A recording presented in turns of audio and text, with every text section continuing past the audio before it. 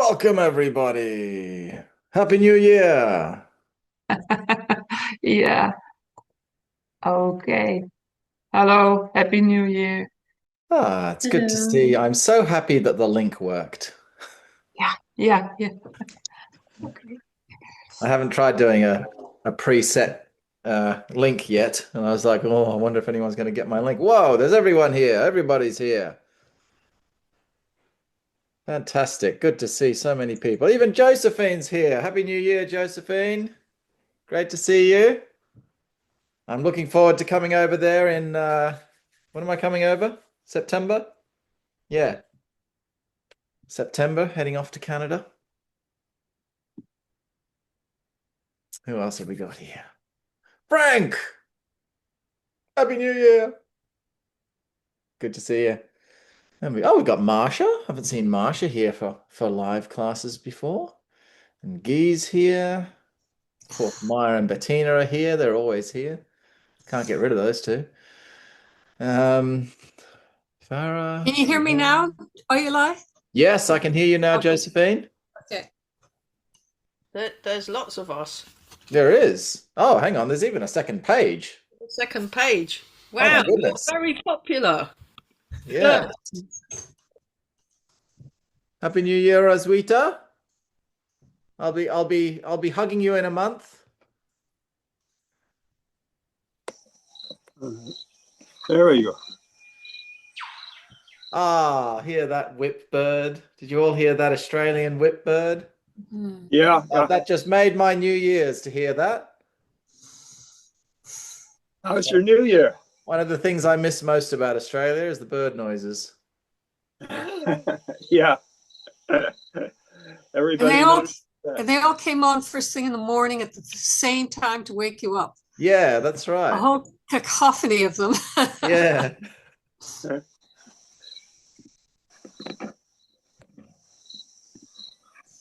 All right. Well, welcome everyone to WTBA beginning of the year training gathering. We're going to have some fun tonight. We're going to do a bunch of different things. Nothing too serious. I thought we could just start the year with some fun training stuff rather than getting hardcore into pedantic details right away. I will give you some details and things like that. But yeah, overall, I'd like to try and just have a nice, good start to the year, some fun. We'll do a bit of the small sensor, a bit of form. I'll hang the bag up. We'll do a bit of punching, bit of jumping about and that kind of thing. And then tomorrow we start back into our online classes for the serious stuff. So yeah, so great to see so many of you here live. Everyone else will be here afterwards. But yeah, great to see everyone here live. All right, we're already recording. Let me just stick my camera up and get into it.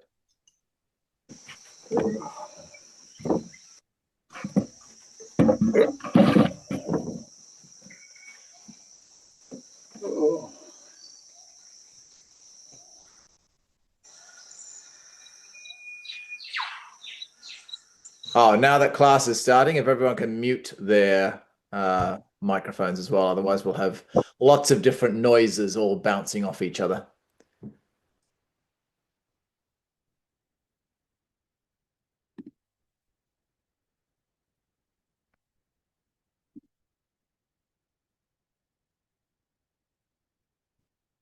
Okay.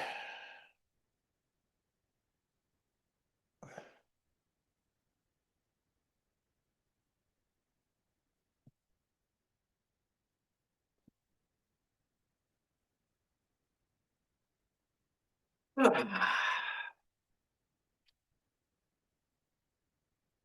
we go. That'll do us. Yep, that'll do us just fine. All right, let's just start moving to begin with. Start getting some warm up happening. Move our bodies around a bit, and then we'll get into some more specifically Taiji and maybe some Bagua related stuff. All right, let's get our bodies moving.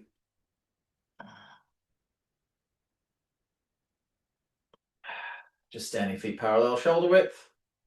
bending the knees slightly, taking the hands out to the sides, straightening your body up, lifting right up onto the toes, stretching your body up and breathing out. Sinking back down. Same again, little bend in the knees, standing up and dropping back down. Same again. This time, see if you can sink down lower into your squat. Just go to whatever is suitable for yourself. If it's just here, then just stay there and come back up. If you can get into a full squat, however, then that's obviously what we're trying to aim for. And then come back up, do the same thing again.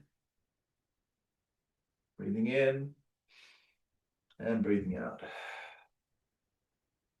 All the way down, if you're able to. Listen to your own body, of course. Don't strain yourself. In breath, out breath. In breath, out breath.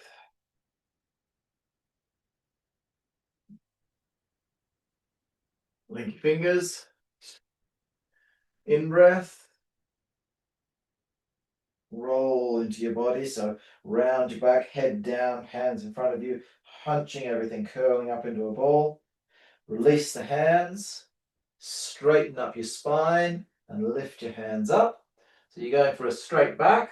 Okay, don't arch your back like this. Just go for a straight spine and lifting your hands up as high as you're able to. And then straighten everything up. And then relax down on the out breath. So it's in breath, link the fingers. Out breath, round everything over. Release the fingers, lean forward a little bit, lifting your hands up, breathing in, breathing out. On the next in breath, stand up and relax down. One more time like that.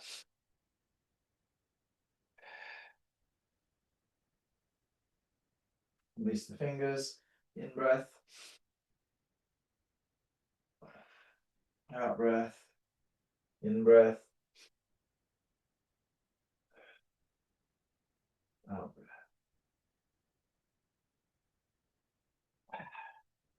Go into a lunge type position, like so.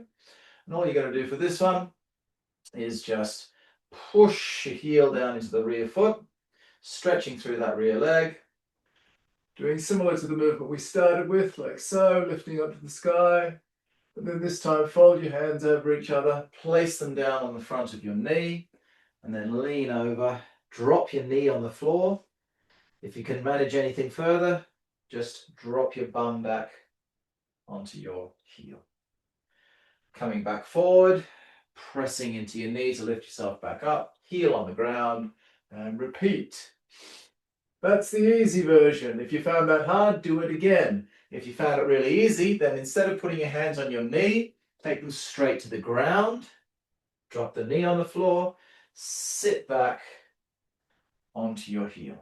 Same thing coming forward, hands on the ground. If that's too difficult, put your hands on your knee instead. Stand up, and same again. That's round two.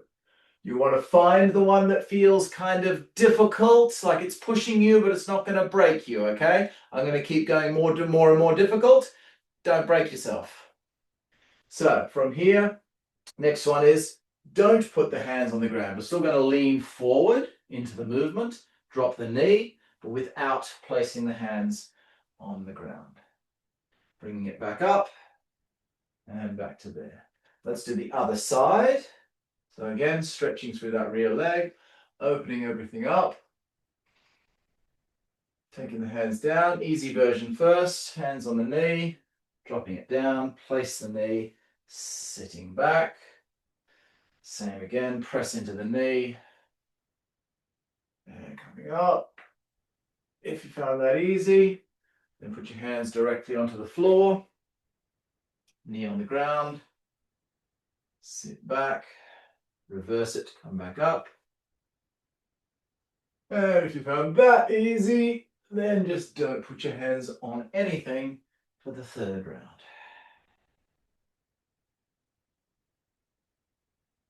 Using full control of your legs. Okay, we'll try one more round of that. Now, obviously, do whichever one again. If you found that third one really struggling with it, then probably just stay with that. Or you might have even found the second one that was really difficult. So just do whatever one suits you for now. Again, we don't want to strain ourselves. It's a warm-up. The whole point of a warm-up is to not injure yourself. So when we do the more difficult things later. Okay, so pick one that you want to do that, or do number 4 with me now. Coming up like so. And taking it down, straight now. You're doing the same thing, you're just keeping your body upright instead of leaning over this time. And dropping down. Coming up and standing up. Okay, same thing again, stretch it open. Take it down, try to keep your body nice and upright. Just drop your knee to the ground and then sit back to your heel. Coming forward and coming up. Other side, again, choose the one that suits you. Stretching open. Try to keep your body nice and upright. Drop your knee, sit back, bring it forward, stand up. Same again. Drop it down, sit back, bring it forward.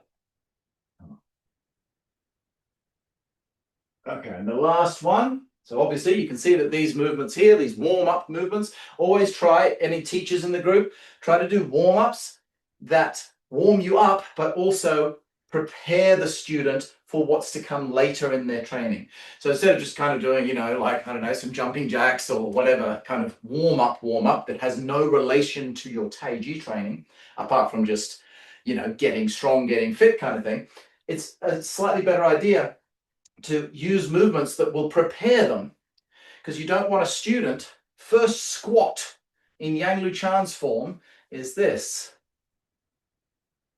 That's a pretty damn difficult squat to do the first time you ever try a squatting movement in your form. Okay, most people can't do that. So if they practice these kind of exercises for the first 2 or 3 years of their training until they get to that point, they'll have no problem doing the movements in the form.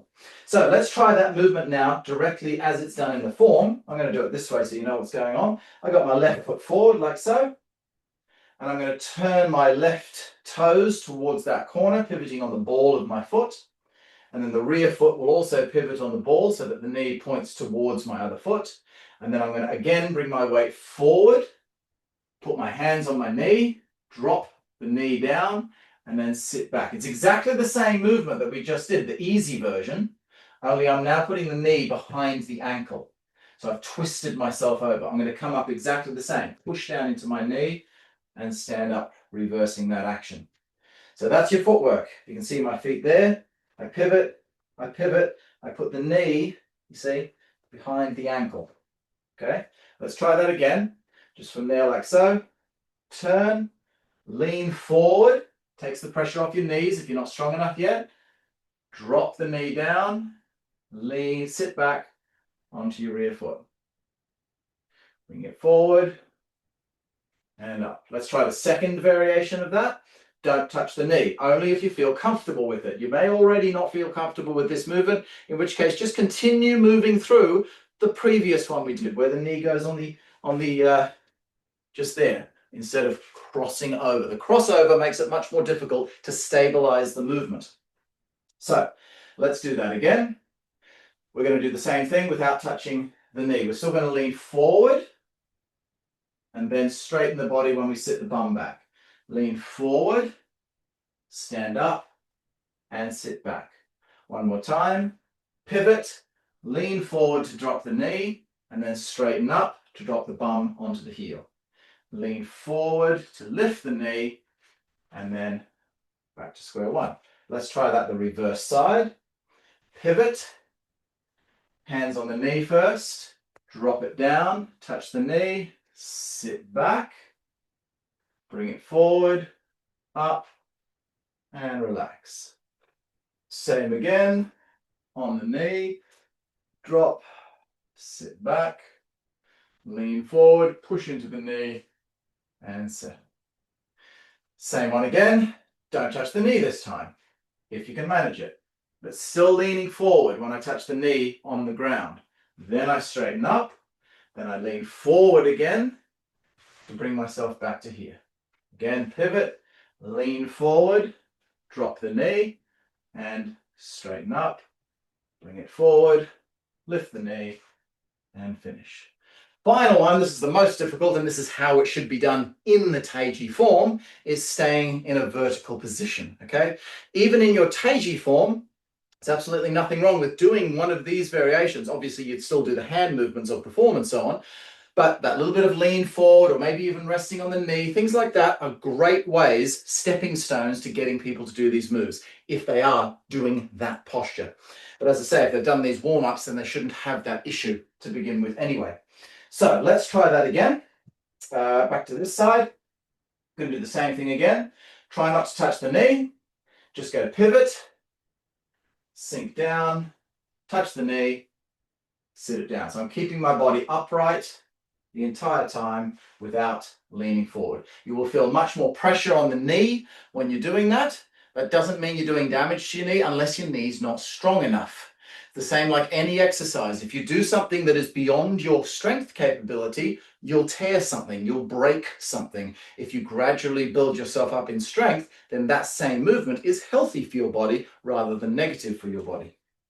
Okay, let's try that one again. Pivot, down, up, and around. One more time. Pivot, down, up, and back. Switch sides.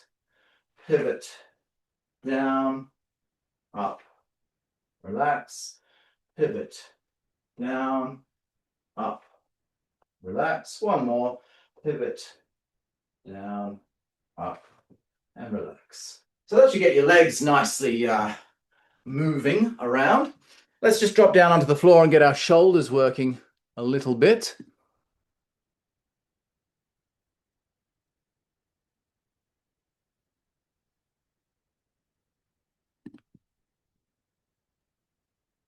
Okay, if you can't get down into a floor position, you've got something wrong with your shoulders or something, then just move a little bit, just stretch your shoulders and things like this. But most people should be able to do this next exercise, so we shouldn't have a problem with it. Okay, so we're simply going to come down like so. Slide your hands down your legs until they touch the ground. You can bend your knees down. You don't have to have your legs straight, like so. And just walk your hands forward. If you get to a point where it feels like, oh, that's too much pressure, if you can't hold your whole body over your arms like so, then just walk just a little bit until your knees naturally roll onto the floor. And then move your body forward like so. And then roll it back until your knees can roll up again, you see? So that's the easy version. Let your knees roll down. You're still getting this nice activation of the shoulders, activation of the core, stability, strengthening, very nice movement. Of course, if you're strong enough and you're able to do it, then just do the same thing without letting your knees touch the ground. Pull it back in. Forward again. To here. And pull it back in again. Okay, let's bring it forward into that planking type position. And we're going to open our body up to one side again. Knees on the floor. See, just like that. One leg extended, one knee on the floor. This should be manageable for everyone. Obviously, if you've got a real problem with your body, then just sit it out kind of thing. But most people should be able to manage that. Same thing on the other side. Drop the other knee and open your body up. Obviously, the more difficult version of that is keep your knees off the floor. So just twist to the side, like so, and twist to the other side, like so. Just getting a nice core engagement. Let's try that one more time. Open up to the side. If you're finding that fairly easy, then try dropping your hip to the floor, and then lift it back up again. Bring it back to the front, back to the side, drop the hip, bring it back up again, back to the front, and then 1 foot forward, and stretch and lengthen. This type of stretch is extremely important for all of your low movements like snake creeps down, duck lands on water, all of these type of actions in your Taiji and Bagua forms. It's a lovely morning stretch to get into. Just lengthening through that back leg and sinking down through this front leg. Getting your body nice and low, moving smoothly through all your joints. Rotate your body towards your bent leg so that you turn onto your side. So you'll feel a nice stretch and opening through the side of that bottom hip and up through your rib cage. Then bring it back to the front. Do the exact same thing on the reverse side. And again, I didn't mention that before, but you can just drop that knee. So it's a little bit easier on your body if that rear knee is on the ground. Probably you'll automatically do that if it's feeling difficult anyway. But by lifting the knee, you're strengthening your body that little bit more. Moving around those hip joints, sinking down. Again, twist it onto its side. So you're stretching up through the bottom of that hip and through the rib cage. And then back to the front again. Back to plank or kneeling plank. Bring the other foot forward again. Turn towards your long leg. I'm lifting up onto the ball of the foot of the standing leg here. I'm just stretching and lengthening through this hamstring region, okay? Moving through that. Notice I'm never just sitting in one static position. I'm wriggling, smoothly worming my way through the joints, opening up the muscles. Take it to the other side, the exact reverse movement. So standing on the ball of that bent leg over here, on the ball of the foot, stretching through the hamstring of this front leg.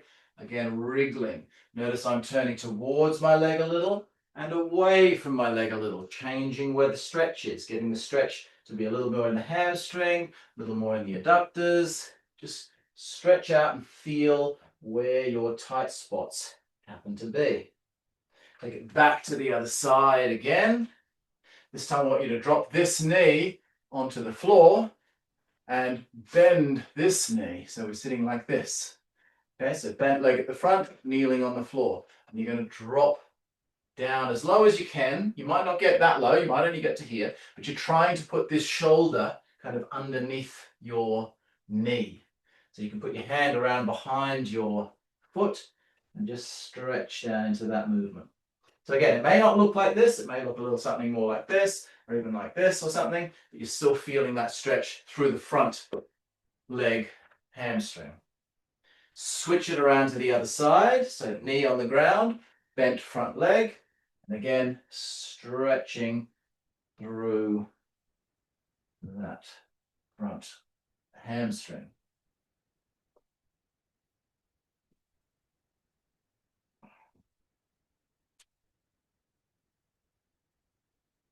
Okay, last one.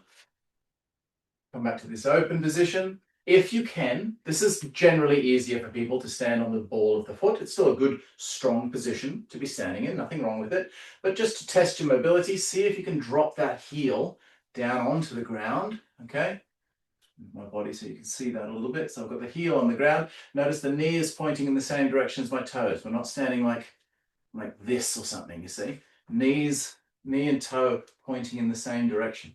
Getting my bum down closer to the ground. If you can't do that, then just stay on the ball of the foot version for an extra stretch. And again, I can sink my body weight forward to get a bit more stretch in that front leg. And then simply use your hands if you need to on the ground, or if you're able to, just shift your weight across and plonk yourself down into that same stretch on the other side. Just wriggle around until you get into that nice comfy position.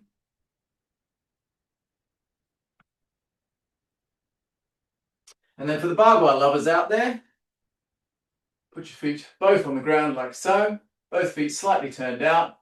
And straighten one leg, shoulder to knee, leaning over to the other side, straighten one leg, bend the other, and you've got your duck lands on water. Footwork, of course. And of course, keep your hands on the floor there if it's too difficult. Bring your hands to the middle, into a squat. Open up your hips, like so. And see if you can close up your hips by going into a parallel stance.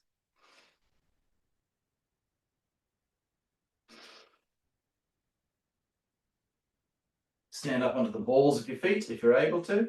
You can use your hands for stability here if you need to. And then see if you can relax it back down.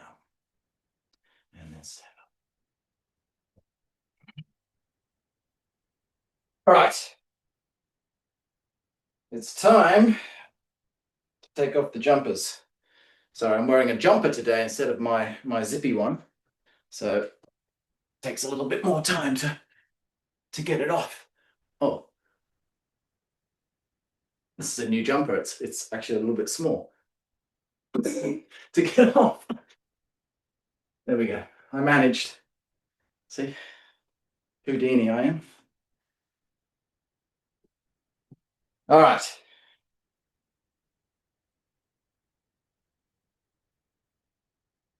All right, I'm feeling pretty warmed up. Let's just get the spine moving a little bit, and then we'll get into some small sand sound and have some fun. Okay. Sink in the knees, like you're going into a standing qigong position. You're going to round your back. Breathing out, tucking your pelvis under as far as it will go, rounding your shoulders, really hunching your back, curving your body as far as it can possibly go. Head down, arms folded in front. We'll do the reverse of that as you breathe in. Open everything up. Look up, chest up, bum sticking out. Okay, so your spine's bending back the other way. And then closing everything up. In breath, out breath. In breath, out breath. Feel that full range of the spinal movement happening.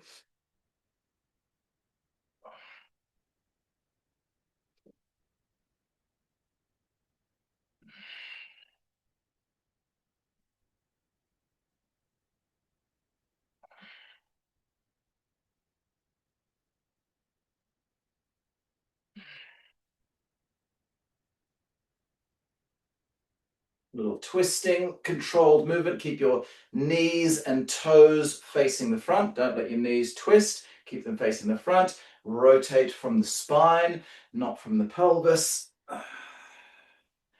Twisting in a controlled kind of manner.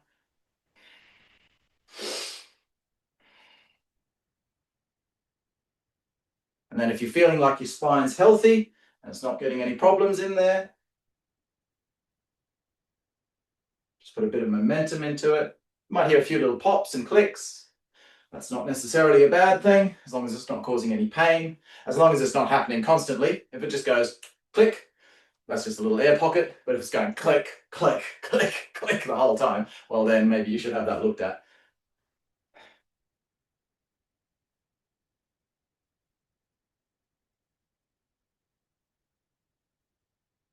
All right, small sand sound. I'm sure you're all familiar with the small sand sound, so we're going to do some of that now.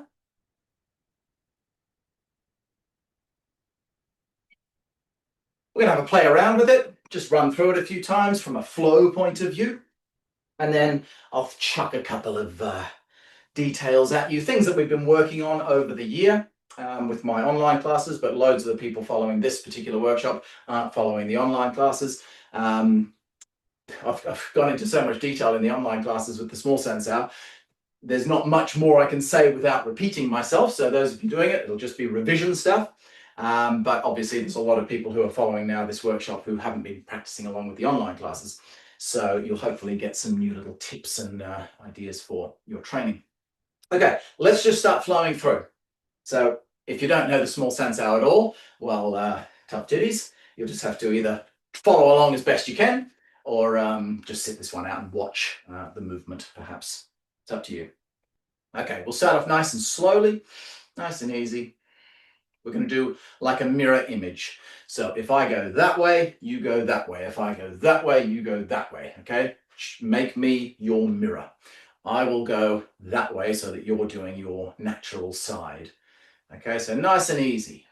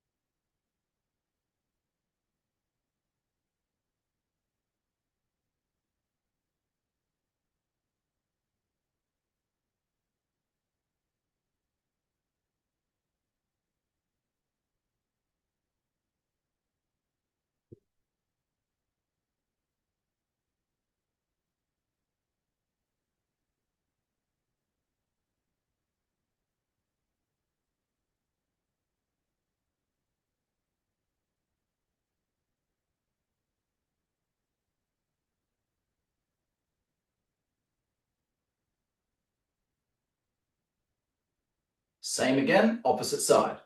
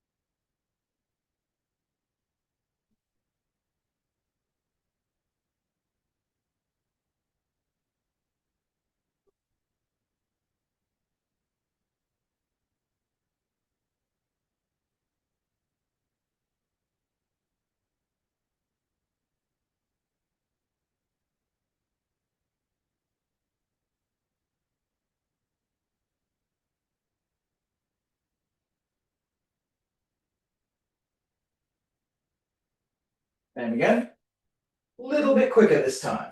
Not fast, just with a bit of pop to it. I'm going to face the same direction as you to give you a different aspects to look at. Okay, so let's go again. We'll go this way. So you do this same side again, I think. Yeah.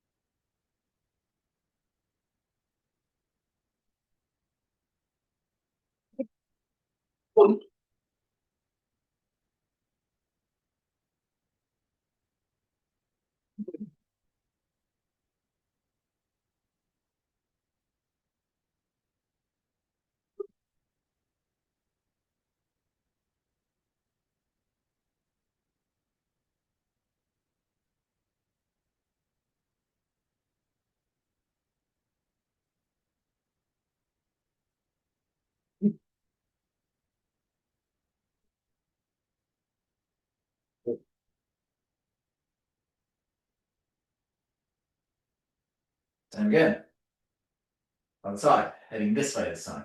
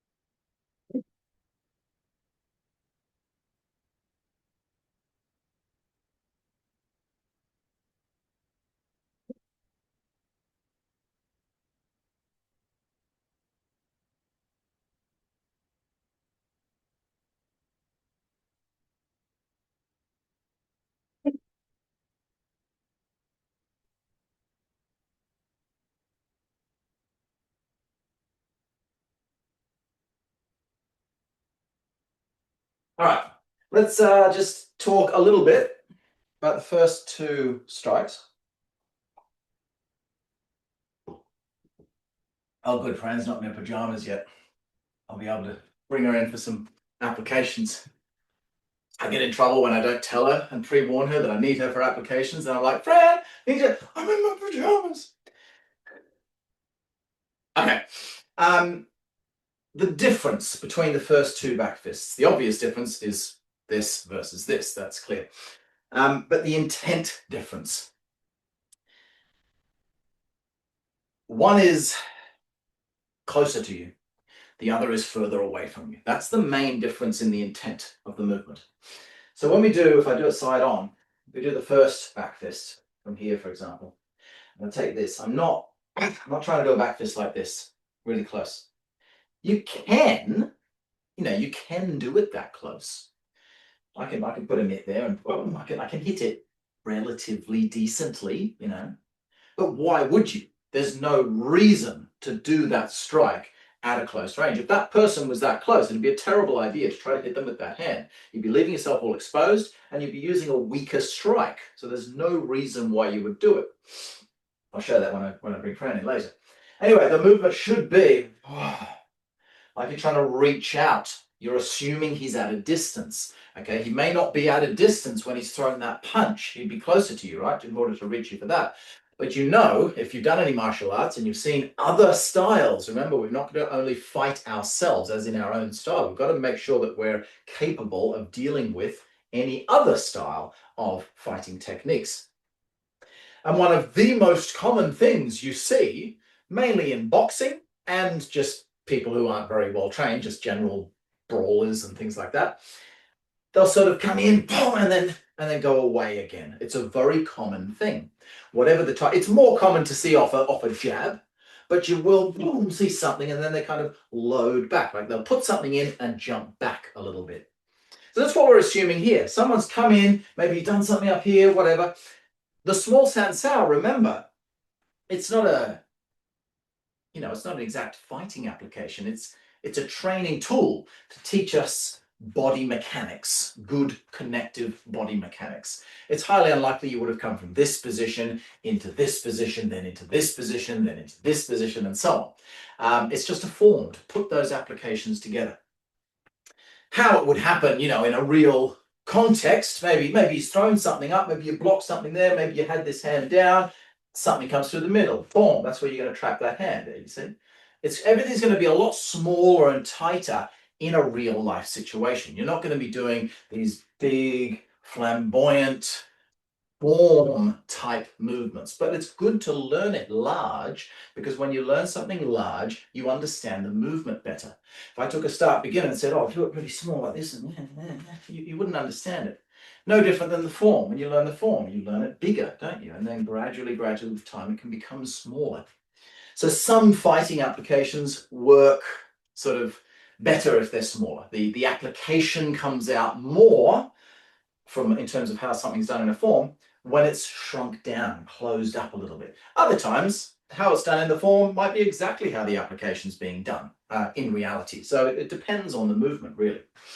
But anyway, that's what we're trying to insinuate here. We've taken that block. Whoa. Now, the natural go-to from there, if he's that close, would be to hit him with this hand, which, of course, is what we do in the slow form. Bang, bang, and then follow up with that back fist. We don't go straight from here into here. So you're getting two variations of the movement with regard to the Yang Luchan form or Yang Qing Fu's form, slow form, and the small sansao. The small sansao takes it straight from that block into that punch. But we must understand the difference in the application. Now, in the past, we've just kept things simple, like, oh, look, just throw a punch, bang, now you throw that, bang, okay, I throw a punch, and you do this, to try to simplify things for beginners. But in my opinion, by simplifying something too much, it can lead to the person not understanding the technique. And I've seen so many people out there, not even just beginners, because maybe even if they're advanced, they were never told this, and they'll say from there, they're trying to do a back fist, for example, at close range, or do a back fist when the other guy's fist is up in the air. Like they're not in a position where you would want to do that strike. We have to make sure that any technique you are practicing, especially when it's with a partner. When it's without a partner, your brain can make up any scenario that's happening in front of you, right? Because you're just doing a solo movement.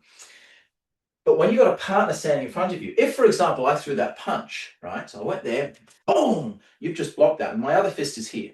Your head's here. You throw that back fist. What's my next movement going to be? Smack. And I'm throwing a cross punch. You're throwing a very close range back fist. This wins, right? Sure, you might hit me, but you're going to die in the process. So you need to understand not to, if I see that, boom, that potential of that other fist, when I take that block, oh no, whoa, maybe I move this way. I might still use the back fist, but maybe I move a different direction. Or maybe I take it here, cover with that hand and use the other hand to strike. There's lots of other different variations, of course, that you could utilize in that technique. But the small sansao, what I like about it, it fills in those gaps where you're learning applications of the less likely scenario, right? So there are so many movements where if you had space around you, right, and the standard thing that happens, probably I would never use this to this, because I can only use it if the other person goes 1, 2, or 1, maybe cover with that hand, something with that backward movement. Now that movement, that dropping back from the low punch, is probably less likely than bang and coming in with a right cross, for example, over the top. That's the more common thing that the average person would do. So the small sansao deals with the less common types of attack, so that when you come into that position and you go, what? And you go, oh, okay, that's the normal thing to do, to hit him there, you see? But all of a sudden he moves away from you and you go, oh, gee, hang on, what's happening? I'm not used to that, because that's not the common thing that happens. So the small sansao deals with the uncommon.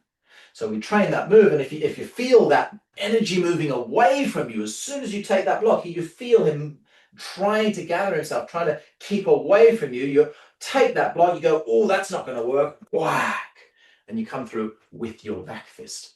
So that should be the intent behind that movement. You're chasing someone down, okay? You're making sure that he doesn't get a chance as he just as he goes back, boom, that's where you hit him, you see? And he might be covering with this hand because he thinks this is the likely hand. If you've turned this way, this is the likely hand that the average person would throw. Most people don't throw back fists for one of two reasons. They're difficult to do, much more difficult to generate force in a back fist than a straight or a hook punch or something. And they don't work with gloves on. Back fists don't work with gloves unless they're like a back spinning fist that has so much power to go through the glove. But a normal boom, these kind of snappy back fists do not work well anyway. They're not an effective technique with a glove on, even a smaller MMA glove. That's why you won't see them. But you take the glove off, bare knuckle to the jaw, for example, or the temple, and they work very, very nicely. So the average person won't see it coming. They'll be expecting that. So he covers that. You grab that hand, boom, and take his head off with the other hand.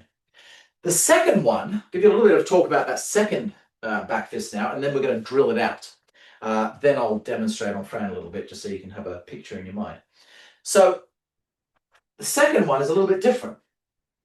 We've taken the same block, taken that block there. But this time we're assuming that person is close. They're right in here, okay? Her head is right here. There's the neck slide there. Her head's there. She's just thrown this punch here. Maybe her next shot might be around here or up here or something like that. But she's down a little lower. She's kind of like, boom, like that, you see? She's dropped down to throw that punch. Whereas the other one, it was a bit more like this, a bit more upright. This one is opposite leg, you see? Bang, like so. So she's dropping down into the movement. So from there, her head's there. I want to be as quick as possible, hence the drop step, rather than stepping first or anything like that. And I want to bring this right fist straight down onto the top. This time, the reason I don't want to hit with this hand is because she's off center. She's over there. Hitting with that hand would actually be slower in this case. Even though it seems like, oh, but that's my top hand. If her head was slightly off-centered this side, yes, bang, that'd be the top hand. But whack, I'm going to get more force, better positioning for that one there. Just slap down and crush her. Okay.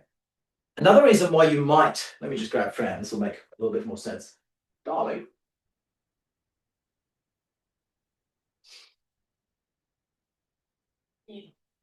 So she is throwing left foot forward, right body punch. So she's there. See how her head is off center, right? If she put her other foot forward, so you're there now, right? See, now she's a little bit more on this side. Now it's kind of like, I could still do that. I could, but I feel like this would be the better shot to do from that position. As soon as she switches her feet, this is the not as, not as common thing to do, but it's what the small sensor deals with. From here, because she's off center that way now, it just kind of feels like I could easily do that, no problem. But it feels like this is just a little bit more accessible. It's going to be a few nanoseconds quicker, which in a real fight makes a huge difference, of course. And less likely for her to notice it coming. Because like I said before, this is what people will expect. Maybe she thinks like, oh, okay, she's going to duck. Or she ducks under that hook. Because that would be the natural thing most any boxer or something, if they took that, oh yeah, wow. That would probably be the most common thing someone would do from that position. And because she's already a bit low, she's probably going to want to duck that one. So she goes to duck now. Oh, sorry, darling. Whacked her in the ear then. Looking at the screen, not looking at your ear. From there, you see, she can't duck that. She doesn't realize the direction that it's coming from. It's coming up and over and down. So it doesn't matter if she ducks because it's coming down on her head, you see, down on her neck in this case. Another reason, though, just giving you a few different ideas, things to think about, open up your small sensor. Another idea from here is, remember, Taiji, unlike your MMA sort of competition, boxing and so on, we're always thinking that there could be potentially another person. Now, if that other person from this block was there on my right-hand side, I'd probably want to go bang, bang, bang. I'd probably want to move over here, put this person in between us, you see. But in the case of this one, we're assuming maybe the next person's here. Not on me yet, but, she's just there. She's coming towards me. There's two of them. This one's throwing the first attack. Bang. If I hit this person with my left hand, okay, if we have Fran stand there as person number 2, I've just taken this block and then I go bang. Look at the body positioning to my second attacker. I'm all open to her. Whereas if I do my small sensor, boom. Look at my body positioning now with reference to that second person coming in. So in the small sensor, you can assume that scenario. Like I'm hitting there, whack, controlling her there on the assumption that I want to keep my intent here because there's danger on that side of my body when I do that. Boom, like so. Rather than bang. Now see, my whole intent has switched. So that's the idea there on the small sensor. I'll just quickly, while I've got Fran here, I'll show you that first one. So you're coming same hand and foot this time on that side. That low punch. No, same hand and foot, yep. Bang. So we've taken that low block down like so. Now, she'd be probably about that close to me, you see. So to do a back fist here, it's too close. It's far too close. Again, I could do it, but look where her hand is. She's either going to cover it, she's just going to block it, like she's all covered for that strike, or she's going to throw a cross punch straight into my jaw and then I get knocked out. That's a better punch than this. Much more sense to cover that and whack her with this hand. Or, better yet, from this position, I personally prefer to grab the wrist and move this way. Move around her and strike her in the back of the neck. Now I'm clearing myself from that hand, I'm controlling this hand, and I'm doing a strike which is difficult for her to block. Because if it's coming here, look, her hand is right there.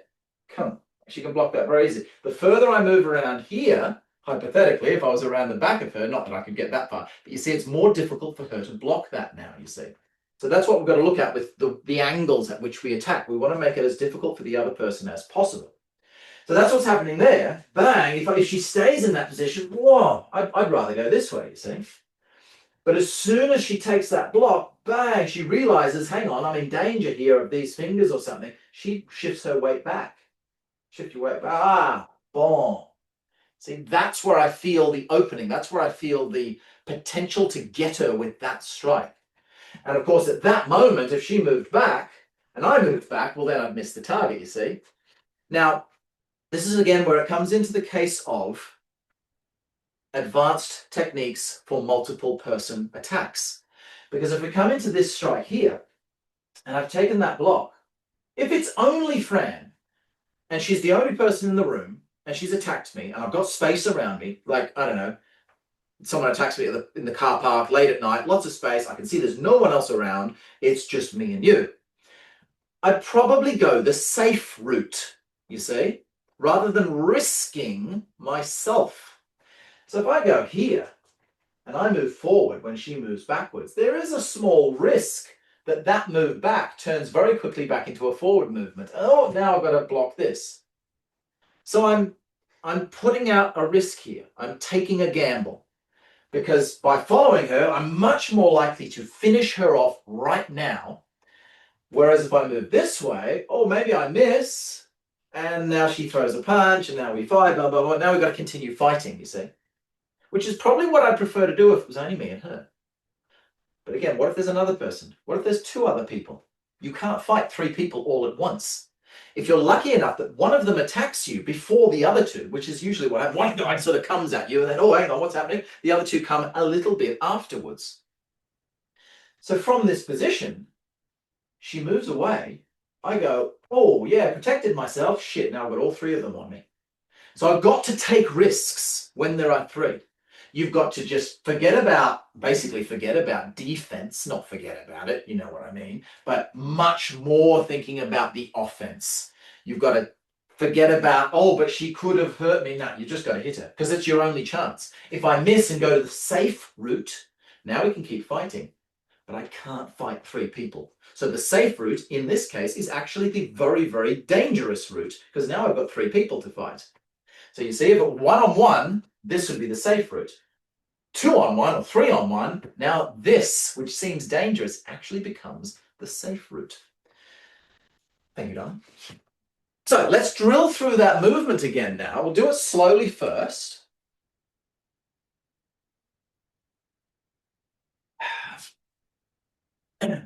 With that attitude in mind. So let's just take it as in the form, bang.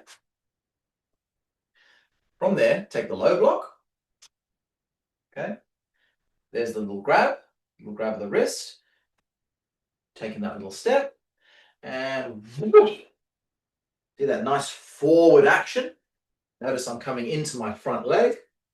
I'm only coming about 60% forward. Never go like sinking down into the front leg with a technique like this. That's more for stretching in the solo form. Not to say you would never go 70% forward, but it's usually more for stretching. For fighting, it's kind of better to be closer to that 50-50 mark. So I'm only going a little bit into my front leg there, but I am reaching out to the front, and notice the angle at which the punch is happening. It's not happening here in front of my chest, it's here. This is only the finished product. It's the finished position because the hand, of course, recoils back to this position. But the actual attack is like this, in line with the arm, in line with the shoulder. So that's your final position, the contact position, and then you settle it back. Second one, obviously bringing this hinge back, like so, and then just drop step it, just boom. See? So we've got to assume this time it's closer, everything's closer. You're not taking as big a step with this one. You're not reaching your arm out. Well, you can't, because if you reach your arm out like that, you just wouldn't have any power with a downward strike there. So we're trying to hit down here with the back of the wrist area. And you see, we're trying to get that body weight dropping. Because again, we need this to be a finish attack. Sometimes we attack with 70% power. You're not sure what's happening when you start the attack. Maybe it's a one-on-one. Oh, you might just do that, you see, and then come through with something heavier. But in the case of this, maybe there's another person. You don't have the luxury to sort of go, oh, just check what's going to happen, maybe finish him off later. You don't have that luxury. Not like a ring match. So I need to make sure that this hits him with the type of force that is going to drop him to the floor. So I'm ready for this other person coming forward. So from there, you really got to drop your body weight down onto that person. So you will see this fist, of course. Now, it shouldn't be too much, but you will see this fist. Boom. See, it goes down. Now, a lot of the time we talk about throwing a punch and bring it back, bring it back, right? Not this kind of thing, right? The worst mistake any fighter will do is to roll the fist back after a straight punch, especially a long range straight punch. Because if it's a straight punch, it means that there's a very good chance that he can move to the side, duck under it, block it, whatever he wants to do. So if you do that, there's more time that your head is exposed. Simple as that. So he can attack you. But in an attack like this, as I showed where Fran is there's not much she can do to get out of the way of that. If anything, she can move around that way, but by me dropping my hand a little bit there, it's not going to really open up because it's not here. The attack's not here in the front. So again, specific scenarios can break rules. You're not really breaking a rule because the rule only applies if the other guy's there in front of you and you're at that long range, then don't do this. But if it is a downward strike, obviously I can't do a downward strike and not have any downward physical movement. So from there, we will get, you see, that kind of circles back up and into that ready position afterwards. So again, from there, you've blocked that down, just drop that foot. It's barely any forward movement on that one. It's just like your heel sort of goes to where your toe was kind of thing, just that. And again, don't put too much weight forward. Just keep your weight to that sort of 60% mark in the front foot with that one. The other hand's just kind of controlling, just locking in there, latching onto his bicep region around here, elbow, this sort of region, to control and hold the person. And that there is just one of the most powerful strikes you'll ever do, down, straight down on top of the side of the neck collarbone region. It's very, very powerful. Let's flow it through now that we've explained a few things. So, reach out. Boom. Crush. Destroy what's right here close to you, in front of you. Okay? Let's do it again. Let's do it the same side a few times, then we'll do it the other side a few times. So let's start this way again. And boom. Really go out and get him. Reach him out. Chase him. And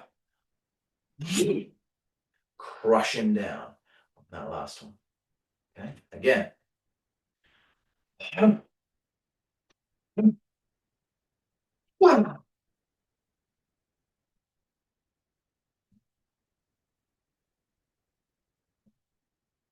Notice the whole stance there. You might turn into the movement as you, I'll just come a bit closer, don't worry about the feet for now.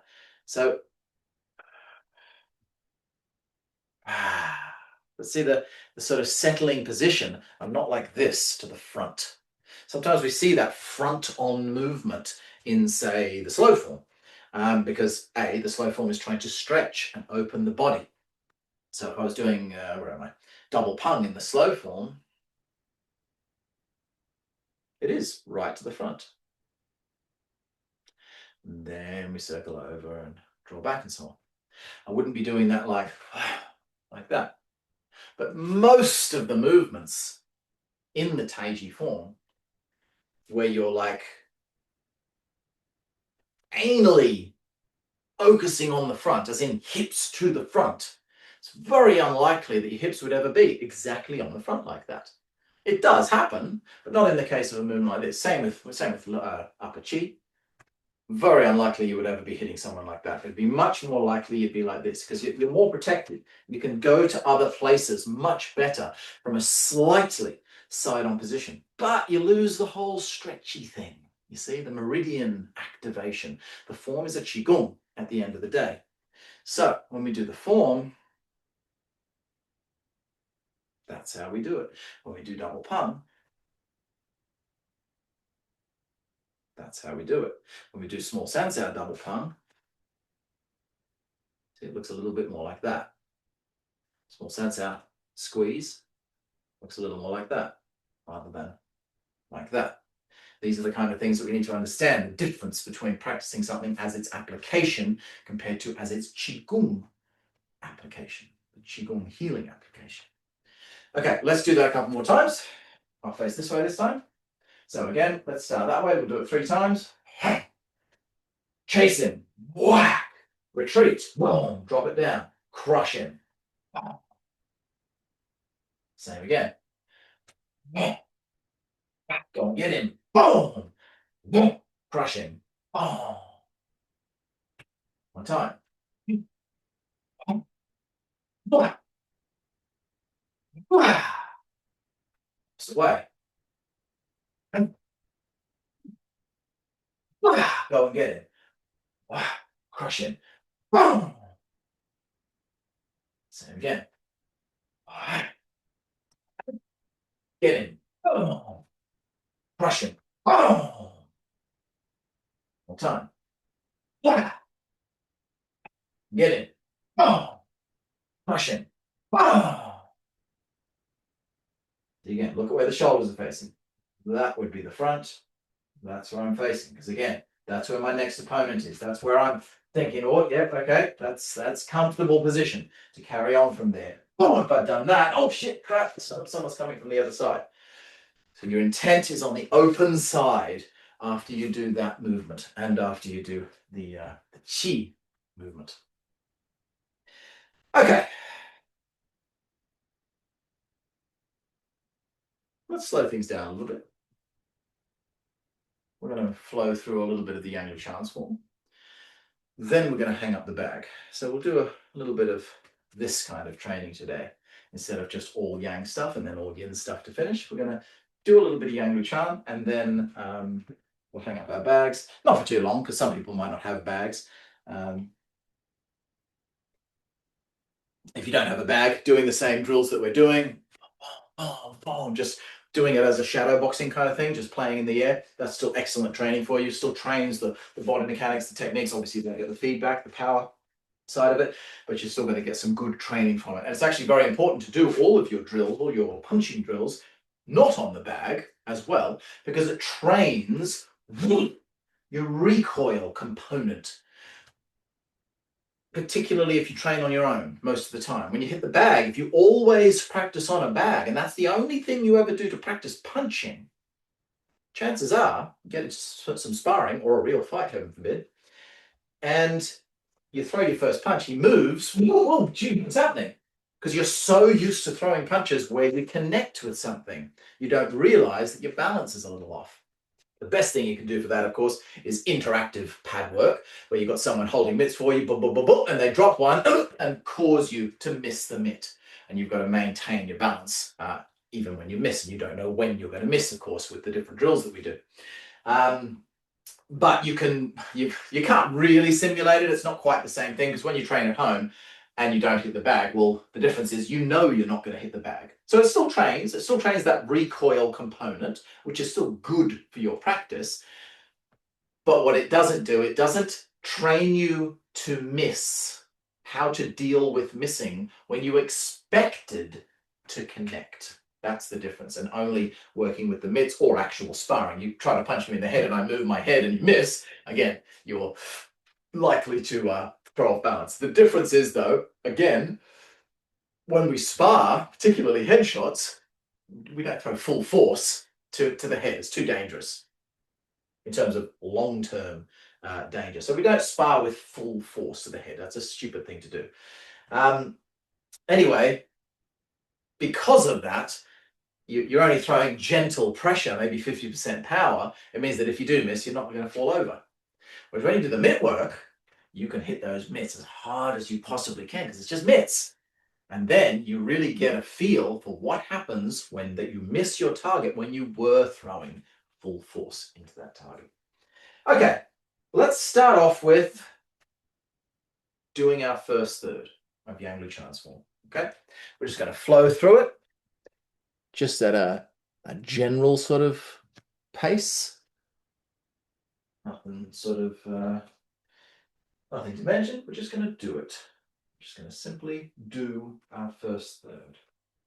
I'm going to do it on the right-hand side, only because I said at the beginning of the class that I was going to make this an easy, relaxing kind of a class. A fun class, not a relaxing class, but a fun class, and I know a lot of people are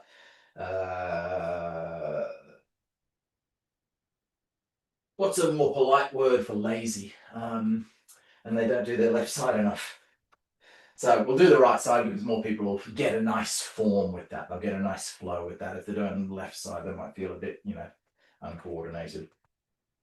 Okay. So let's do it relatively slowly, just to balance out all that yang small sound sound that we've just done. Let's just breathe for a little while first.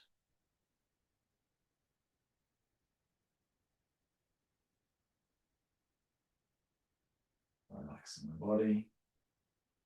Finding that balanced point in your heels.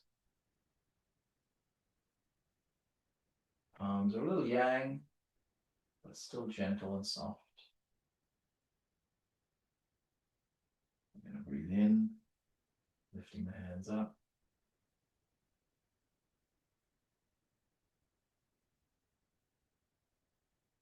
And breathing out.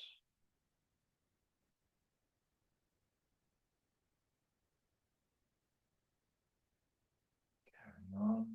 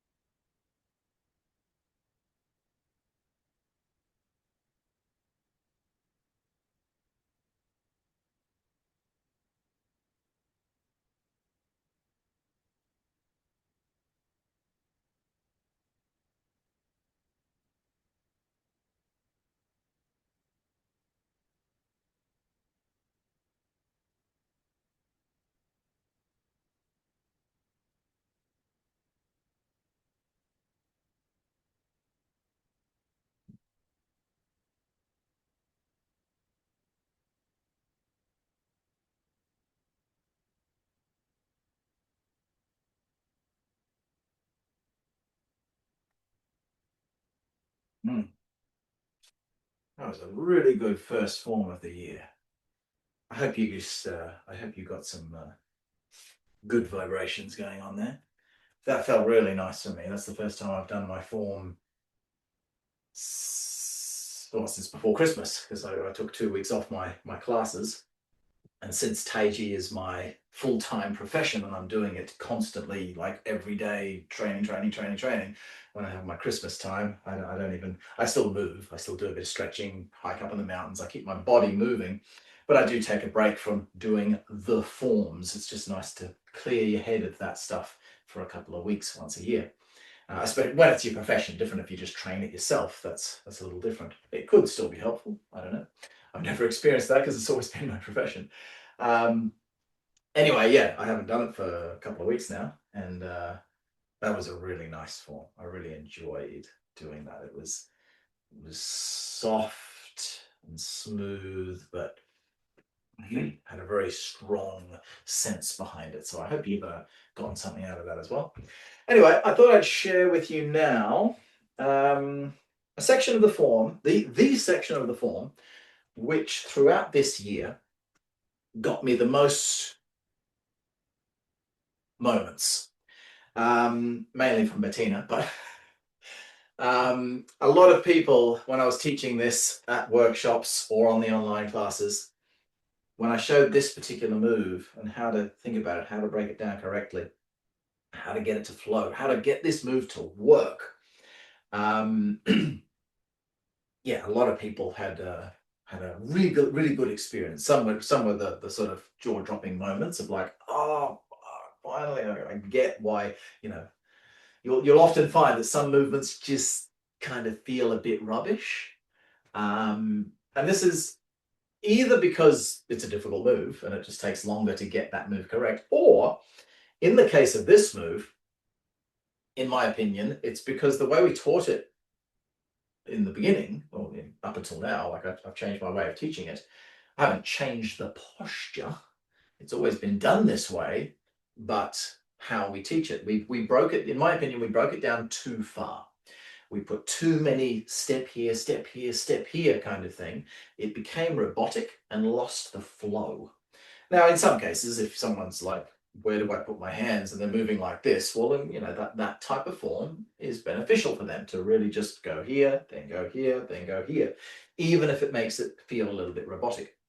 But 99% of people out there can handle this way that I'm going to show you. So let's have a go at it. And it's the end of the form, just off the punch, this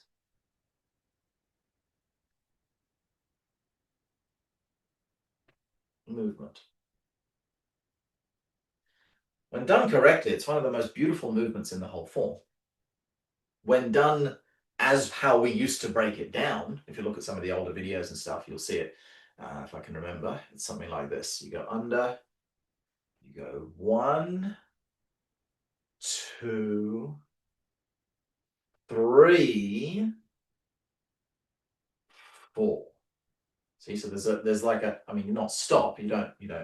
We never tell people to stop, but there is a square up to the front and then squeeze. So it's a sort of a straight movement. But if you watch how that movement should flow out,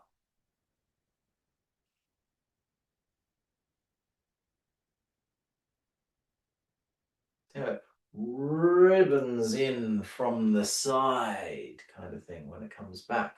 You shouldn't be facing the front until you get to the front, as in front weighted till you finish the strike.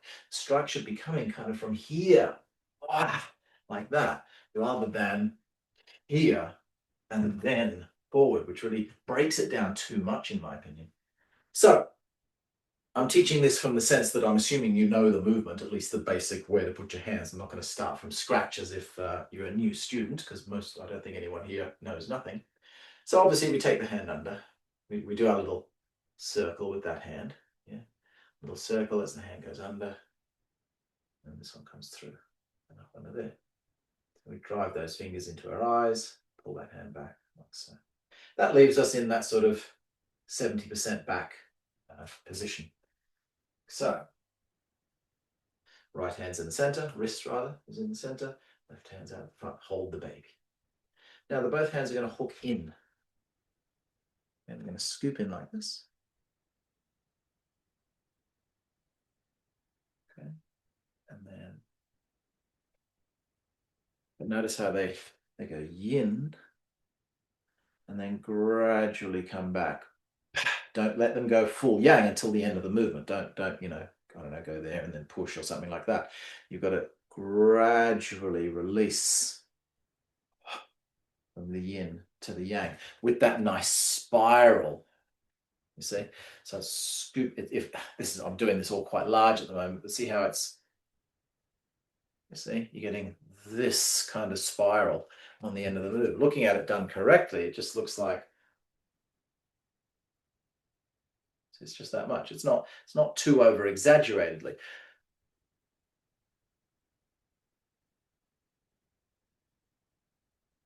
But the main thing we've got to try to get with this move, and the reason I say most people can get it, I think the way that the form was broken down originally was on the assumption that most people learnt the first third in a few weeks, months at most.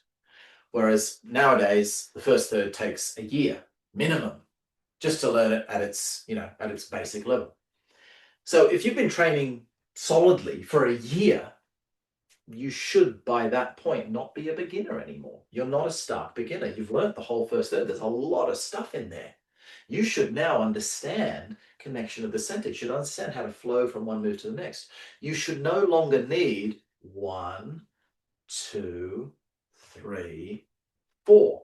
Once we get into the second and third thirds, even more so. I never teach this third third, for example, at the basic level, as you might have seen it on, you know, some of the really, really old tapes, for example, because you're not a beginner if you're learning the first third. And if you need it broken down that much, well, then you should still be working on your first third, because chances are you haven't learned that properly yet. So let's have another look. From there, slide it under, roll it out to that 70% back mark. Hook the fingers in, but notice when I hook the fingers in, this is the key point to it. Don't turn to the front, okay? Don't do this, okay? Do this. Just sit back. Now, technically, I am turning slightly to my left, towards the front, when I do that second part of the movement. But it's so subtle that it looks like I'm just sitting back. So I go from here, I'm turning to my right, and then, see, look, I'll do it without turning my center. So from this position, this is me not turning my center at all. Okay, this is me turning my center how much I should. See, it's like I'm just thinking about turning that way, kind of thing. The dominant action which is happening is this, is sitting back. The turning action comes when we move forward again. Okay, we don't want to be facing to the front or turning to the front whilst we're sitting backwards. So we're here. Ever so slightly starting to turn to the front, but at that point, my center's still in the corner, more or less. Maybe a smidgen to the left of the corner, but basically I'm facing the corner at that point. So now I've got all this power to turn to the front and drive that right palm forward, followed, of course, which naturally, by pushing that one forward, it loads the other hand. And so that's why the right hand will hit first, followed by the left. Keep in mind, that is a double strike. It is not it's not an individual strike. It's one of those. So the primary force here is coming through this movement as opposed to this kind of movement, but there is still that nice twist on the first component. But you'll notice as I'm twisting, I'm also opening. And then there's the closing. And of course, I'm grossly exaggerating what I'm explaining there. So we get here. See, there's the opening.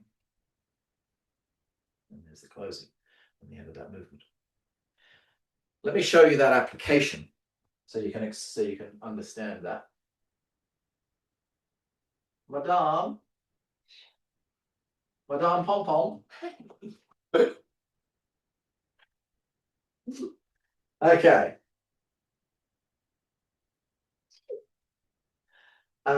Right, so I'll just share that whole section because people might be interested in knowing the application for that section. So we've, what have we done? We've done, bang, we've done that punch into there. We've taken that parry. There's that punch that we've come from. We're assuming somehow maybe she's blocked it with the other hand or something. She blocked that punch in and maybe grabbed hold of my wrist in some way, grabbed it like this or something. So she's got a good hold of my wrist. However you got to that position, it doesn't matter. It's a wrist break. So I'm sliding this hand under, slamming it against her thumb, like that, as I turn the hand over, like so. So this is cutting that way, which breaks the hold anyway, just by rotating the hand and taking the radial bone between the thumb and index finger, making my hand thinner, rather than giving her that nice grip on it, like so. So I'm rotating it that way, and then I'm going to smash her in the thumb, let go because I don't want to whack you, I don't want to hurt your thumb. Boom, you see?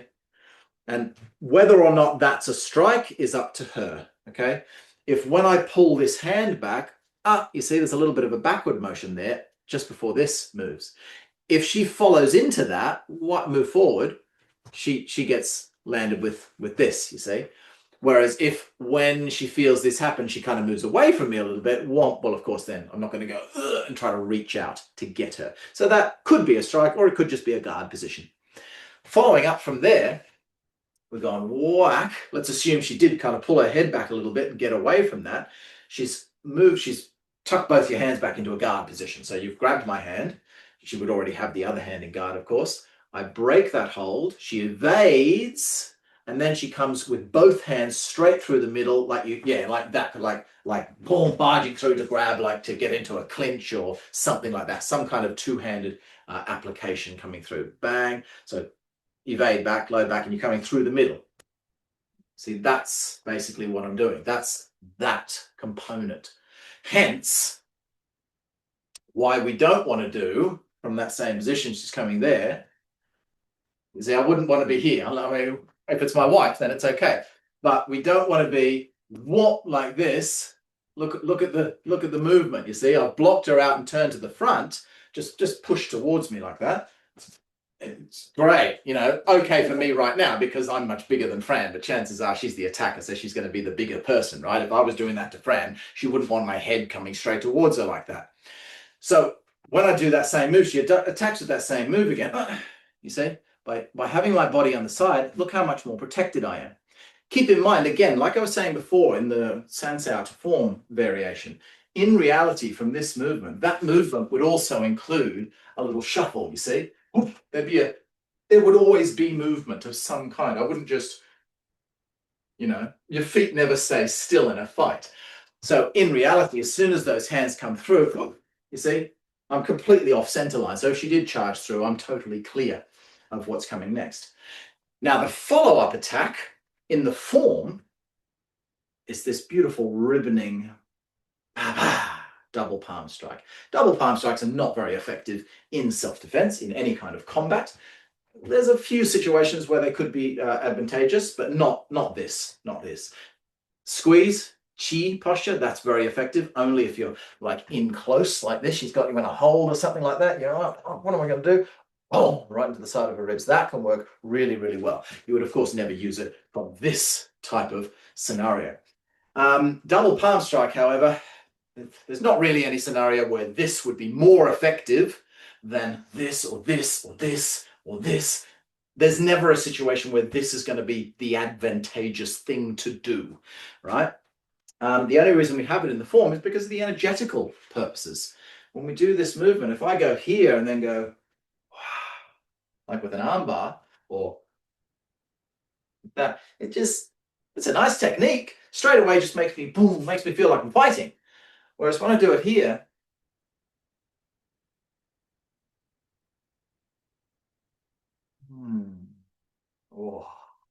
it's a qigong. It's a very powerful energetical activation in the body. from a physical standpoint, from a martial standpoint, you're also learning, you're teaching your body how to generate vertical force. Because if you're allowed to hit, if you're thinking about hit with one hand, chances are you'll rotate your body. You'll get your force through rotation. If you try to learn this vertical power, but with only one hand, trying to do something like this, chances are you'll be hitting the bag and you'll end up turning without realizing it. Whereas when you hit the hands together, you can't turn, because if you turn too much, one hand pulls back. So it forces you to learn about this forward power, even though you might never actually use it like that. So it's more of a training method, you see. And then that vertical power, of course, comes into combination with the twist. We get that opening and closing power when we strike. It's very rare that vertical power is used on its own, but that's the idea there. So she's coming through the middle. Wow, you see, that's the little hook in. That's why I'm on the side. And again, just to demonstrate the form now from this position, this is the form. You see, that would be that attack there. But in application, really, wow, boom, I'd be coming in with that. Or if she did come in close, I'd probably go for the coat hanger across the neck, something like that. Thank you, darling. So now with that in your mind, let's have another flow through that movement. Let's see, which way will we do it? Let's do it this way, facing that way, and that way you should be able to see me to your right. Okay, so from here.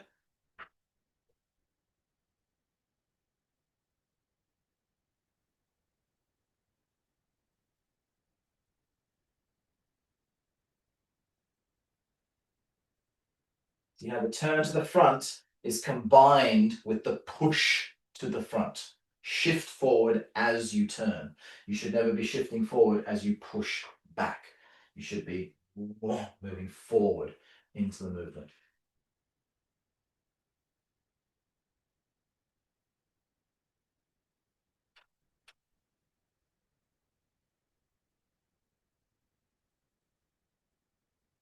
Now, in the case of this move, you know how I'm always going on about, anyone who follows my online classes, you'll be familiar with this concept. Weight leads. You move from the legs first. Okay? So, you know, when we do, say, small sansa, you know, the body weight leads the twist. We never twist and then start shifting the weight. Of course, you should never separate them any more than is visually noticeable. So we never want to have like shift the weight and then twist. Of course, when I say that, it's a tiny little split-second difference. Or at the same time, depending on the technique. Sometimes it's better to do them at the same time, but almost never would you start rotating the waist, then start pushing from the leg. It's either at the same time, exactly together, or leg first, 1, 2 kind of thing. You will get a bit more power like that, but it does telegraph the punch, so you got to be careful where you use it. Now this is, well, it's kind of an exception to the rule, but not really. So when you do this movement, of course, you sit back, but when I turn, that first micro turn that I mentioned earlier, the micro turn as I sit just that little bit further back, when I do this movement, that little micro turn, see, that's not part of that strike. I haven't even started that strike yet. So it can look like my center line has started turning before I've started pushing forward. But if we break it down into 2 different applications, then it's easy to understand. So I get a push back, a sit back with a little micro turn of the hips. There.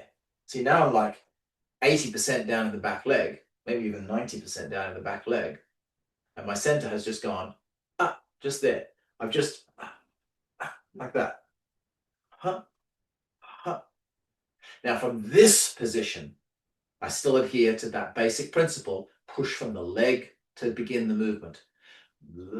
There, I feel the force travel up through the leg. The waist starts moving or a nanosecond afterwards altogether, You see?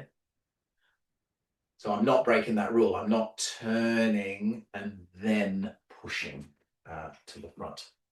Let's try that again.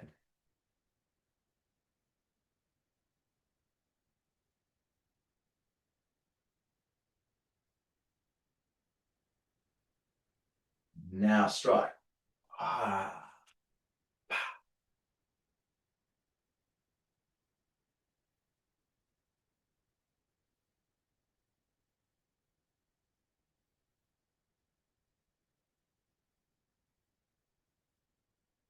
At the moment, I'm not stopping, but I'm making like a little bit of a slowdown, just so you can see where that change of mindset is, the intent change from going in to going forward. I'm just slowing it down a little bit there, so you can see where the change is.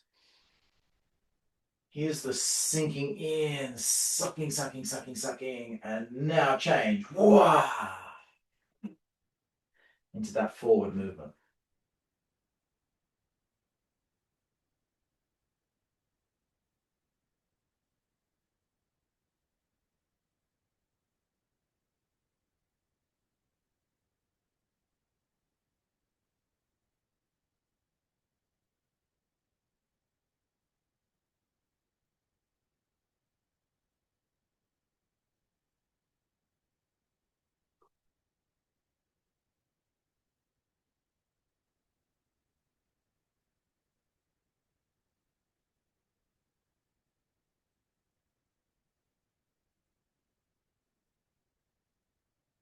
So I hope that move feels a little nicer for you now.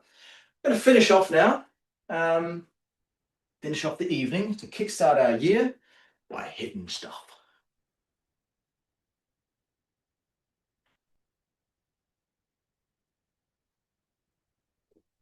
Just help me hang the bag up, friend. I'd rather not put my back out for the beginning of the year, you know. What is this, Clara? Okay.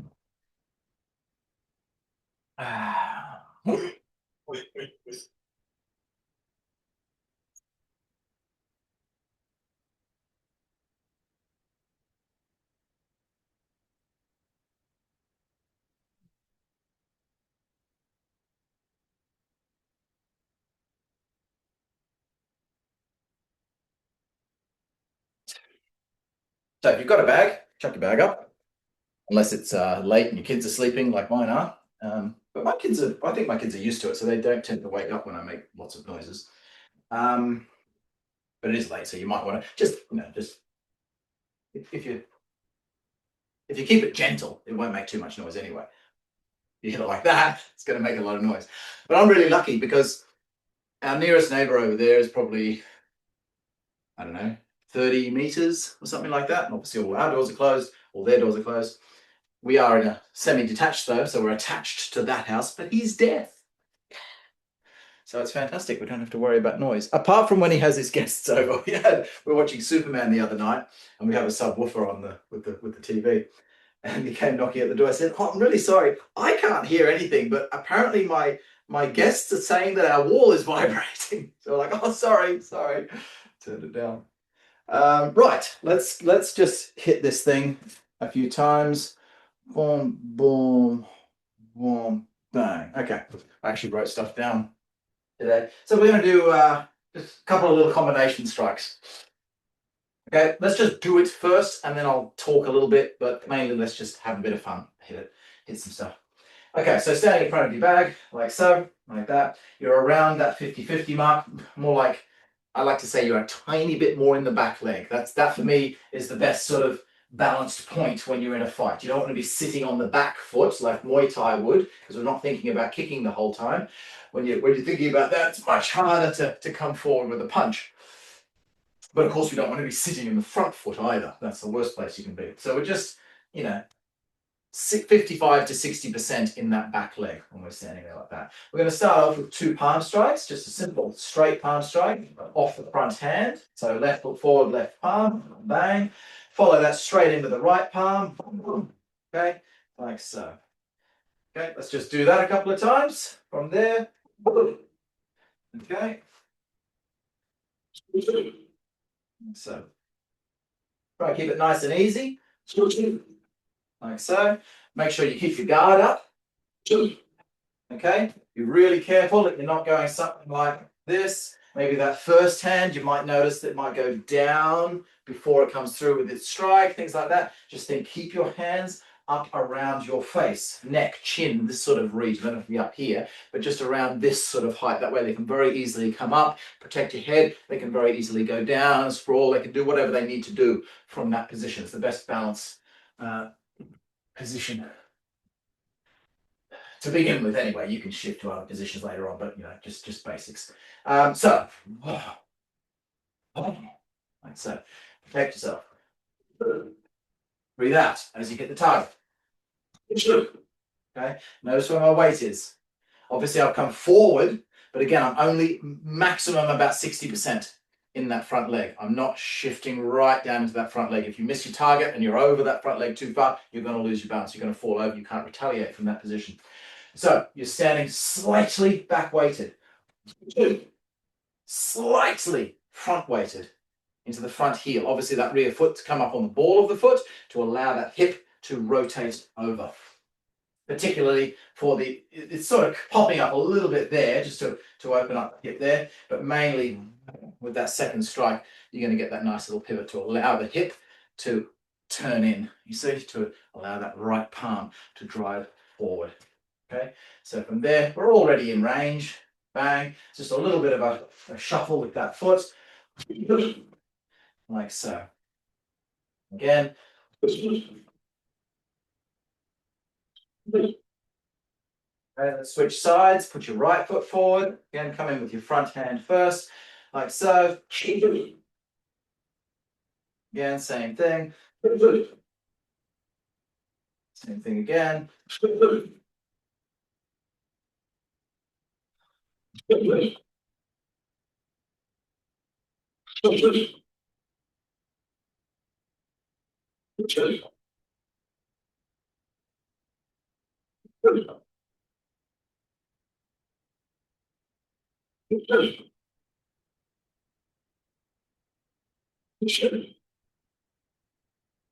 go back to the first side.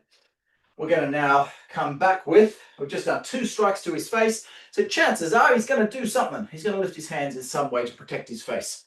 Whether he succeeds or not, if you hit him in the face, boom, boom, he's probably going down, but probably he's lifted his hands up in some way. Okay? So we're now going to hit him in the body as his hands have gone up, so we're going to hit him low. After we hit him low, he goes, ooh, and then you hit him high again. That's a general good idea. After you hit someone high, put it down and go low, because you'll see the hands come up. Especially with feints. It's one of the best reasons to throw a body punch. Just chuck a little feint down there. He drops his hands just for a split second, and then you can drop it over. You try that in sparring, you can really see, especially against beginners, because beginners will always overreact. Instead of just kind of tapping something like this, they go like this, heads all open. Especially against kicks, you just lift your leg like that, and they panic. They go like this, everything's exposed at the top. So left foot forward again, pop, pop, like so. We're now going to make a fist with the left hand and come through this way, like so, with the body punch. Generally speaking, when we hit the body, we use fists. When we hit the face, we use palms. There are a lot of situations where we will use fists to the head as well, but you have to know what you're doing. Otherwise, you can damage your hand very easily, because we're not wearing gloves, of course. Whereas to the body, it's the opposite way around. You're more likely to hurt your hand, break your wrist when hitting with a palm. You're much safer using your fist when it comes to hitting to the body. The main thing you've got to worry about with body shots and protecting your hands is hitting elbows. Nothing on the body's realistically going to hurt you that much unless you get your angle really, really wrong. Hips can hurt if you hit a hip, so you always make sure it's up around this region. But you've got to be careful of this. So if he's really well guarded, that's why when I throw a body shot and someone's really well guarded, it's really just a feint. I'm not going to go whoa, like with a lot of power, like you would see a boxer. You see boxers all the time, whoa, throwing huge force into the body and hitting an elbow, but they got the gloves on. That shot in real life, his hand would be destroyed hitting an elbow like that. So we can only throw a heavy body punch if we've gone boom, boom, whack. We've caused his hands to go up so we can see the opening. We've got the clear shot. And usually we'd be bringing it a bit further around the side anyway, so it's sort of around here. So even if he does bring it back, hopefully it's going to hit sort of more on the back of the arm and not straight into the front of the elbow. So let's try that. Let's go bang, bang, keeping this one here. Notice the whole body is rotated to my left, so it's like closed up. You see, it's closed over this, facing the front leg kind of thing. Whack. You're just going to open your body back the other way, like so. Okay, your weight's going to shift just a little bit back into your rear leg, like so. So remember, we started sort of, let's say 60% in the rear leg, bang, bang, 60% in the front leg, and then just a tiny fraction back towards the right leg. That foot which has come up, like so, is going to pivot back and drop the heel onto the ground, like so. You might find that front foot just comes off the ground a little bit, but of course it's not going to be something like this, because then you're going to turn your body the wrong way. If anything, it'll just be a little bit like that. So, okay, so very slowly and easy to start with this one. So we get boom, boom, boom. See? Just like that. Oh.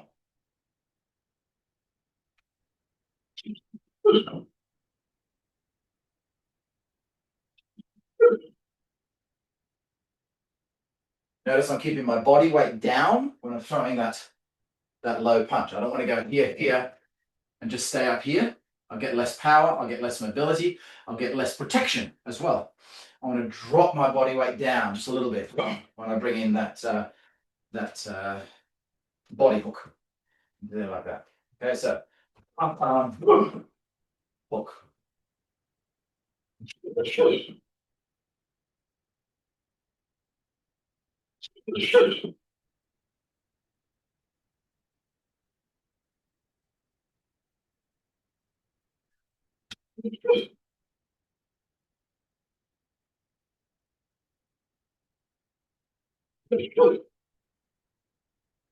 The body positioning. See, I'm still here. I'm not turning so far that I'm kind of facing over this way.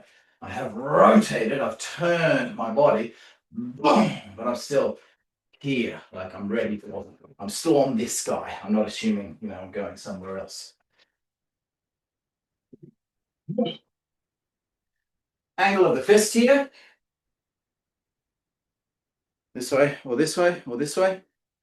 Depends on the distancing. Every time you do it, it'll be a little bit different. It's not going to be the exact same distancing every single time. If you're really close to the bag, you probably should have used an elbow. But depending on the angle, the elbow might not have fit. So you might want to hit like that. So you're going to hit thumb up, like thumb on top, rather. Boom. A little bit further away, your hand's going to start turning down, palm to the ground. There are exceptions to this rule, of course. This is just the basic standard rule that we follow. They're really close, they're a little bit further, and it turns over a little bit more if it's, if you're kind of more out here at a longer range to the target, you see? Because if I punch this way, I don't know if you can see that on the bag, cut around this way. If I punch there, you can see my knuckles, the bit I want to hit with, is lined up with the bag. If I turn my hand this way, now to get my knuckles to hit, look how much I've got to bend my wrist. It's not a practical position to put I haven't got a cramp in my hand from trying to do it, you see? So what tends to happen is you'll end up hitting more with the tiger paw section, which can be very effective if you're intending on doing it. But if you're thinking, boom, hit with the normal knuckles and you miss and you hit here, you might hurt your hand or you might just not do very much damage. If your intent is to hit with the tiger paw and you know how to do it, then it can be very effective. So as I said, there's all different rules for different situations. At this range, I'm tending to find I'm somewhere, it's not a 1, 2, 3 either, it's a rolling scale. Most of the time, because of the range I'm getting out of my palms, I'm typically getting sort of about a 45 rather than completely flat or completely vertical. It's going somewhere in there. So just play around with that. Don't feel like it has to be one or the other. Just go, okay. That. Oh, there. Yeah, that's where I want it. Well, at that distance, that's where I want the fist. If I put myself there, all of a sudden that doesn't feel so good anymore. Oh yeah, okay, that feels a little better now. And if I came in really close, now that feels horrible. That still feels horrible. Oh yeah, that feels stronger, feels better connected at that range. Okay, so let's try that one again. So, yeah, I may as well give you the last one. Just finish off with another same strike, another palm strike straight over the top. So this is the second palm strike again. So you go one, this palm strike, bang, bang. You're going to do the same palm strike again. Just make sure you bring this hand back up. So we go pop, pop, boom, boom, boom, boom. Back up to there. Okay.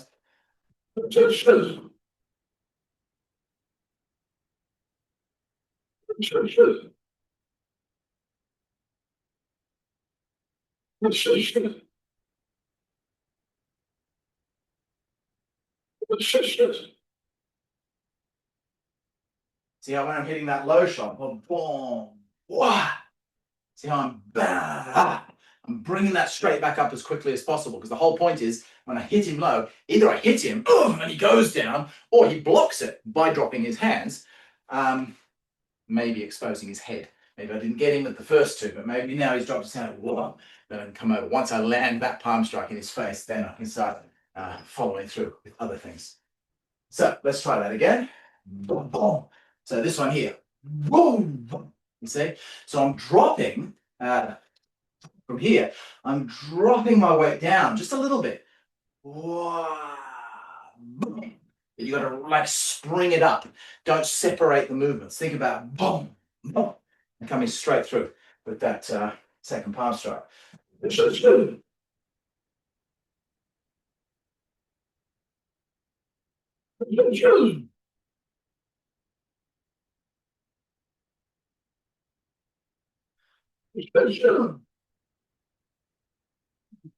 Think about your hands.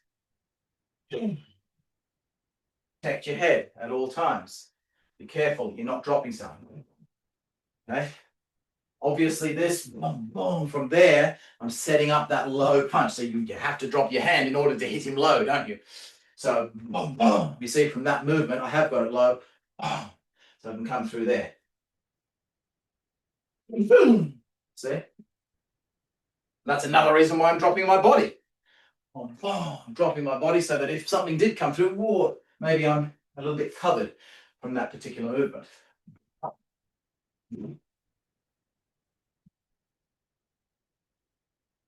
You notice all the strikes that are being done, never leaving my hand on the bag for anything more than a split second. Every single strike, particularly the last one, because with the first three, it's pretty hard to leave your hand there because, well, you're coming straight back with something else, aren't you? So if I leave it there, I can't do my second strike. So it's kind of natural to pull your hand back. It bounces off. And see, this one's going to bounce off into that one. But always your final strike is the one where you're likely to do something like this. Sort of hold on to it. Never hold on to it. Because with that intent, if you had missed that target, if he ducked, you're going to be over. Maybe he's going to use that against you. So make sure that last strike, you're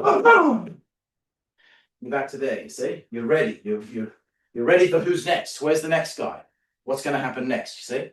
Good little training exercise you can do when doing pad work.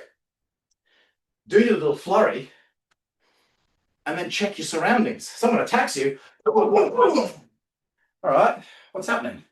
Because you don't know what's around you. Maybe the situation sort of gradually crept up, in which case you kind of, checking over your shoulder whilst talking to the guy or something, that's fine. But if something just happens, whoa, shit, what's it? That's why we move around people as well. You don't want to fight someone here, let's just stay here. Some people say, what's the point in walking over here? He's just going to counter. If I walk over there, he's going to walk over there. So I didn't get any advantage. I did, because I just assessed the entire surrounding area by doing that, whether there's other people I need to be worried about, or obstacles, or whatever that may be. Okay, again.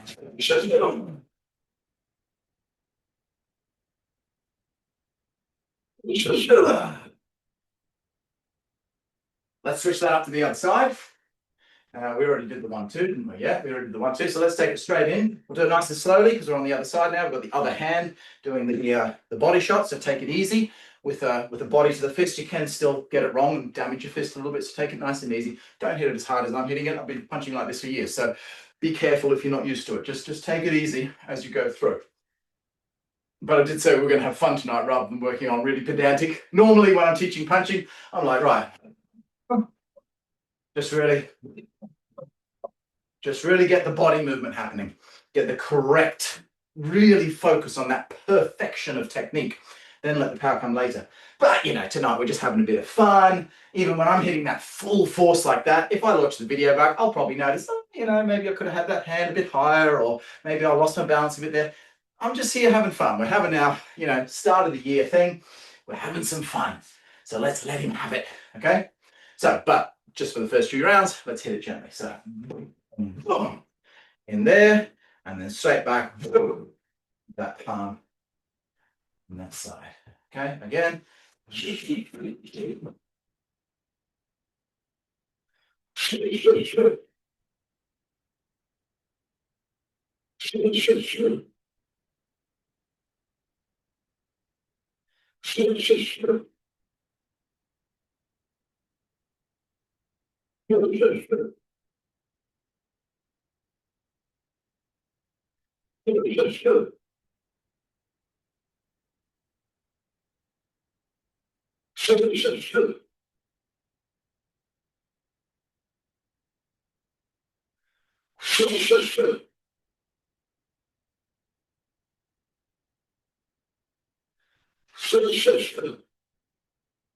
Play around with distancing.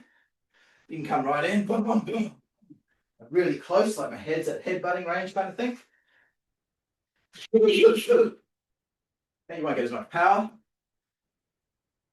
And then play around with, you know, reaching out, keeping your arms a little bit more extended. You never know what distance you might have to hit at.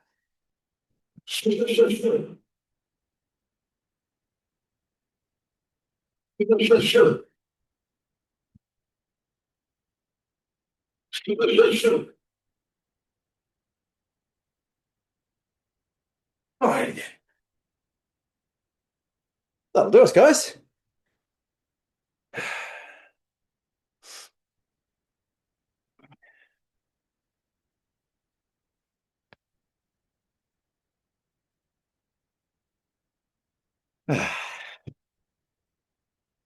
That was fun. I enjoyed that. Thank you very much. You're welcome. Thank That you was for joining. fun.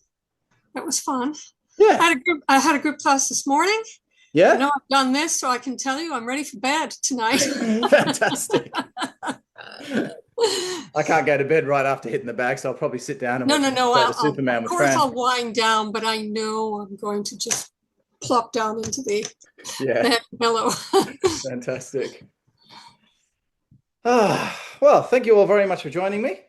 So obviously, starting tomorrow, we've got all of our usual classes starting back up, well, as in my online classes.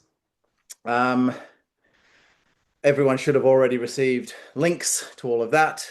Anyone who's watching this video or watching the recording, if you haven't received your links, let me know, because I've sent out the links all pre-done for the month.